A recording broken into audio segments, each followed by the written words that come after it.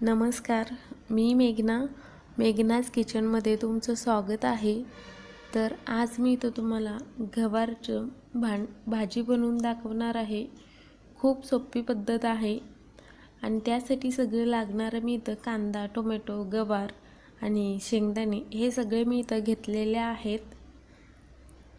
सोबतच मी गवार आहे पहिलं धुवून घेतलं आणि त्यानंतर त्याला असं छोटे छोटे कट करून घेतलेले आहेत। तर आता आपण लगेचच गवारची भाजी बनवायला सुरुवात करूयात। त्यासाठी एका कढईमध्ये तेल आहे तो गरम होण्यासाठी ठेवून द्यायचा आहे।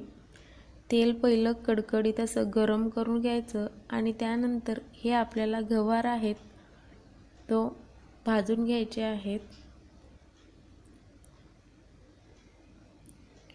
तर हे गवार भाजायला आपल्याला साधारण मध्यम गॅसवर 3 ते 4 मिनिटं लागतात। जसं हे गवार आहे तो भाजत जातील तसं ह्याचा कलर आहे तुम्ही बघू शकता बदलत आहे, म्हणजे हे आपलं गवार आहे तो भाजून तयार झालेले आहेत। तर आता आपण हे दुसऱ्या एका ताटामध्ये काढून घ्यायचं आहे। तर आता कढईमध्ये आणखीन थोडंसं जास्तीचं तेल घालायचं, साधारण 2 चमचे, आणि त्यानंतर 1 चमचा जिरा याच्यामध्ये घालायचा आहे। थोडंसं कढीपत्ता असेल तर कढीपत्ता याच्यामध्ये घालायचा आहे, त्यामुळे हे भाजीचा चव आहे तो खूप छान येतो।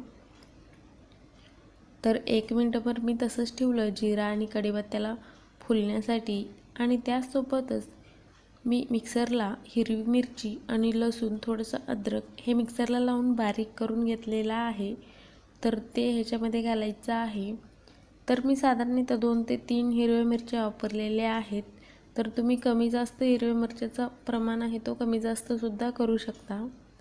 त्याचबरोबर मी इथं 2 कांदे आहेत तो असं बारीक पातळ आणि उभं कट करून घेतलेले आहेत। जर तुम्हाला उभं कट करायचं नसेल तर तुम्ही बारीक बारीक कट केला तरीही चालेल।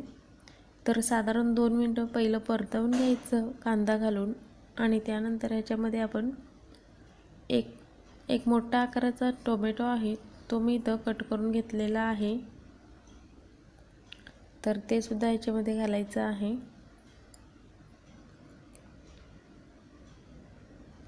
तर टोमॅटो घालून सुद्धा 2 मिनिटं पहिलं मी परतवून घेतलं, आणि त्यानंतर आता आपण ह्याच्यामध्ये मसाले घालून घेऊयात। अर्धा चमचा मी इथं हळद घालून घेतलेला आहे,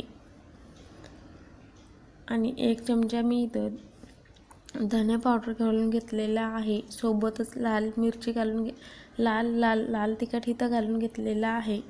लाल तिखटाचं प्रमाण आहे तो कमी जास्त सुद्धा करू शकता।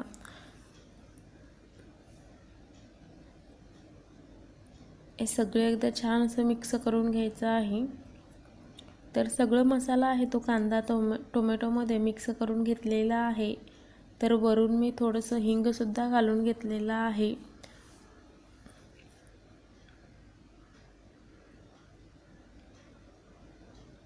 तर सगळं मसाला याच्यामध्ये घालून 1 मिनिटभर परतवून घेतलं, आणि त्यानंतर साधारण एक अर्धी वाटी एवढं ह्याच्यामध्ये पाणी घालून घ्यायचं आहे।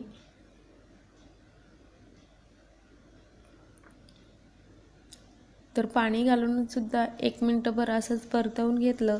आता त्यानंतर जे आपण गवार आहेत भाजून घेतलेलं, तर ते गवार आहेत तो सगळ्या याच्यामध्ये घालायचं आहे, सगळं मिक्स करून घ्यायचं।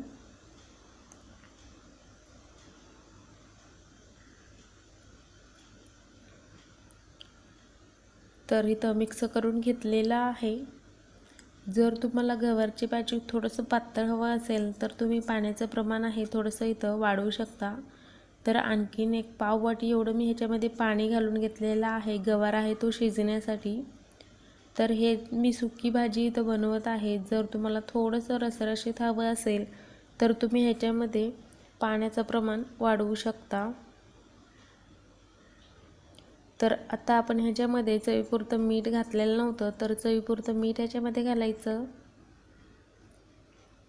मिक्स करायचं, आणि ह्याच्यावरती ताट झाकून साधारण 3 ते 4 मिनिटासाठी मध्यम गॅसवर शिजवून घ्यायचं आहे।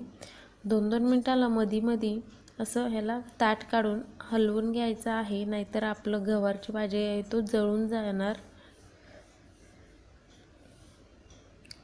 तर तुम्ही इथं बघू शकता आपलं गवारची भाजी आहे तो छान असं बनवून तयार झालेला आहे. कलरसुद्धा खूप छान दिसत आहे. तर आता आपण गॅस आहे तो बंद करूयात. आणि त्यानंतर ह्याच्यामध्ये मी इथं भाजलेले शेंगदाणे घेतलेले होते किंवा कच्चे शेंगदाणे घ्यायचं, त्याला भाजून झाल्यावर थंड करून घ्यायचं आणि त्यानंतर असं मिक्सरला लावायचं किंवा अशा पद्धतीचं वाटून घ्यायचं. खूप बारीकसुद्धा नाही वाटायचं.